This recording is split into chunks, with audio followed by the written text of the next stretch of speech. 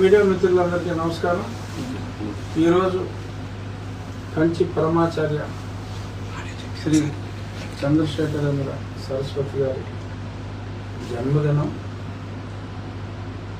ఈ అనురాధ నక్షత్రం చక్కటి ముహూర్తం ఈరోజు ఉదయం 7:14 ఎప్పటి నుంచో గత 2 నెలలుగా మనందరం ఆకాంక్షిస్తున్న ఆకివీడు శ్రీరామ మందిర పునర్నిర్మాణం శంకుస్థాపన కార్యక్రమం చాలా ఘనంగా భక్తజనుల నడుమ ఉత్సాహంగా జై శ్రీరామ్ నినాదాలతో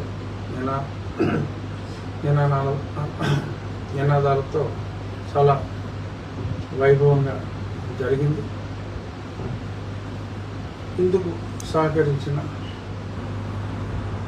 అన్ని అనుమతులు సకాలంలో ఇచ్చిన ప్రభుత్వ యంత్రాంగానికి, ఈరోజు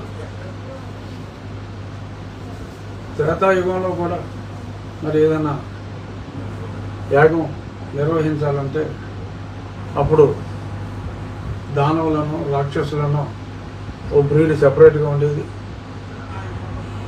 సో అప్పుడు యాగ పరిరక్షణ కోసం మరి కొంతమందిని రక్షణగా నియమించుకోవాల్సిన అవసరం ఉండేది. అలాగే ఈరోజు కూడా మేము ఈ శంకుస్థాపనలో యాగం కూడా తలపెట్టాం.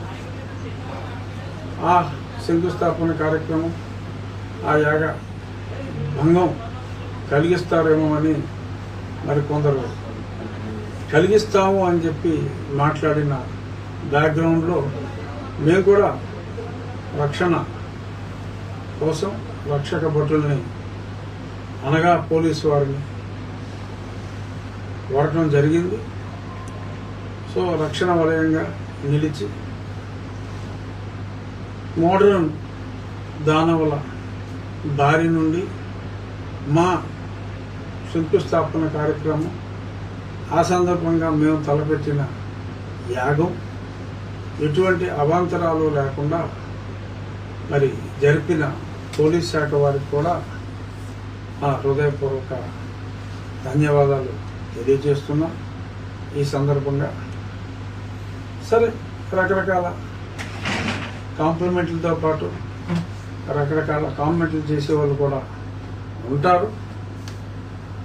ఈ కార్యక్రమం అనుకున్న దగ్గర నుంచి మీడియా వారు కొందరు సహకరించారు, కొందరు రకరకాల పచ్చి అబద్ధాలతో వ్యతిరేకించారు. ఎవరి అభిప్రాయం వాళ్ళది కాబట్టి ఇప్పుడు సజావుగా ఈ క్షణం వరకు అన్నీ అద్భుతంగా జరిగినాయి. ఈ సందర్భంగా మీడియా మిత్రులతో మీ అభిప్రాయాలు ప్రజాభిప్రాయంగా కూడా మీరు అడగవచ్చు. మీ అభిప్రాయం అదైనా సరే అడగచ్చు. మీ అభిప్రాయాలు చక్కగా మొహాటం లేకుండా సిగ్గు లేకుండా అడగాలని చెప్తున్నాను, కోరుకుంటున్నా. నేను కూడా అంతే మొహాటం లేకుండా అంతే నిష్కర్షగా సమాధానం చెప్పే ప్రయత్నం చేస్తాను. చాట్ ఇది మీడియాతో చిట్టి చాట్.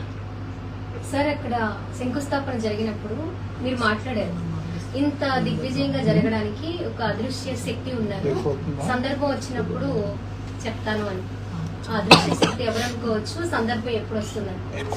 ఇదైతే సందర్భం కాదు, అది నేను గుడి ప్రారంభంలో చెప్తాను. అది సందర్భం. అది సార్, అలాగే నిన్న మందకృష్ణ మాదిక్ గారు ఒక స్టేట్మెంట్ అయితే ఇచ్చారు. ఎస్సీ ఎస్టీ హోదా పోదు, దళిత హిందువులు ఎవరైనా మతం మారితే సుప్రీంకోర్టు తీర్పు కూడా కొట్టేయాలి అని. దానికి మీ అభిప్రాయం ఏంటి సార్? అంటే ఆయన చెప్పింది కొట్టేసిన తర్వాత పోదు అనా, ఇప్పుడు కూడా పోదనా? తీర్పే కొట్టేయాలి. అవునమ్మా, తీర్పు కొట్టేయాలి అన్నారు. తీర్పు కొట్టేసిన తర్వాత పోదు అన్నారా? అసలు ఈలోపు కూడా పోదు అన్నారా? అని ఉండరు. కానీ ఆయన పద్మశ్రీ బిరుదు కూడా వచ్చింది కదా, అంత లూజ్గా అనరు.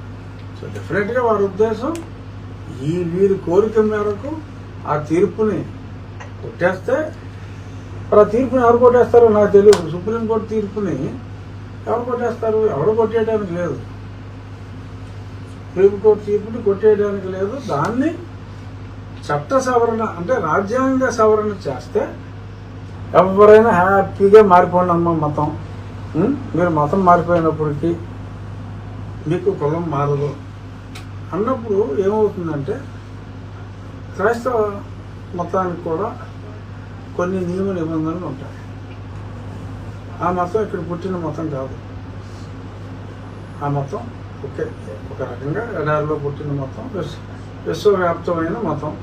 ప్రపంచంలో అత్యధికులు ఫాలో అయ్యే మతం క్రైస్తవ మతం. మన దేశంలో అత్యధికులు ఫాలో అయ్యేది హిందూ మతం. ప్రపంచంలో అత్యధికులు ఫాలో అయ్యేది క్రైస్తవం. సో ఆ మతానికంటూ కొన్ని నియమ నిబంధనలు ఉన్నాయి. ఆ మతంలో కులం అన్నది లేదు. సో కులం ఉన్నదే లేని మతంలోకి మీరు షెడ్యూల్డ్ తరగతులు అని చెప్పి నియమించుకుని షెడ్యూల్డ్ తరగతుల్లో ఒక్కొక్క రాష్ట్రంలో ఎన్నో కులాలు, ఇక్కడ 57 ఎన్నో ఉన్నాయి మన రాష్ట్రంలో. అలా కొన్ని రాష్ట్రాల్లో 100 ఉన్నాయి, కొన్ని రాష్ట్రాల్లో 40 ఉన్నాయి. అలాగా ఏ రాష్ట్రానికి ఆ రాష్ట్రం ఒక షెడ్యూల్లో చేపట్టిన కులాలు ఈ షెడ్యూల్ కూడా క్రైస్తవ మతంలో ఉండాలి అని చెప్పి మీరు కోరుకుంటే ఆ మత పెద్దలు ఒప్పుకోవాలి.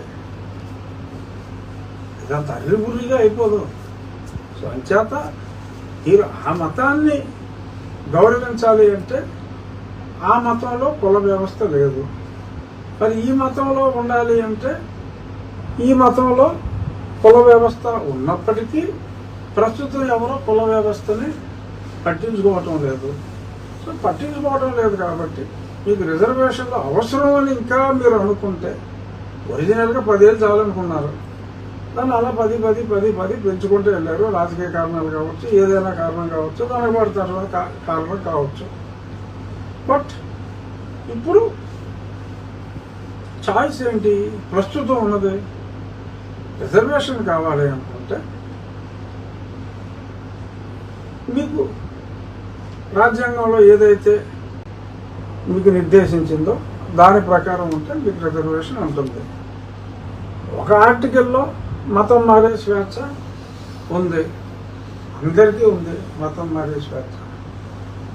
కొందరికి ఏమని చెప్పారు, నువ్వు మతం మారితే నీకు ఈ మతంలో, హిందూ మతంలో నువ్వు ఉంటే నీకు వచ్చిన రిజర్వేషను ఉండదు అని చెప్పి అందులోనే అప్పుడే రాశారు. నేను ఈ పార్టీ చూసుకుంటాను, నాకు ఆ పార్టీతో సంబంధం లేదు అని అంటే మరి ఆ ప్రయోజనం ఇవ్వలేదు. ఎవరికి ఏది కావాలంటే అదే ఫాలో అవ్వచ్చు. ఎవరికి ఇష్టం లేకపోతే వాళ్ళకి ఆ రాజ్యాంగం వర్తించదు అన్న వెసులుబాటు రాజ్యాంగాన్ని ఇవ్వలేదు. దానికోసం కూడా వీళ్ళందరూ పోరాడితే దానికి పార్లమెంటు సభ్యులు ఒప్పుకుంటే ఏమో జరుగుతుందేమో చెప్పలేం. కానీ ప్రస్తుతానికి నిన్న మాట్లాడిన మాటలు అప్రస్తుతం. అది మారేదాకా ఎవరైనా మతం మారితే వారి ఎస్సీ హోదా ఖచ్చితంగా పోతుంది అని అత్యున్నత న్యాయస్థానం చాలా చక్కగా స్పష్టంగా తీర్పిచ్చింది. అది ఇప్పుడే కాదు, ఇంతకుముందు కూడా ఉన్నాయి. ఎవరో పెద్ద పట్టించుకోలేదు. ఇప్పుడు దీనికి పూర్తిగా జనం అందరూ కూడా పట్టించుకుంటున్నారు అంతే. సార్ ఇప్పుడు మీరు అన్నట్లుగానే అదే ఎస్సీ ఎస్టీ హోదా పోతుంది, దళితులకి మతం మారిన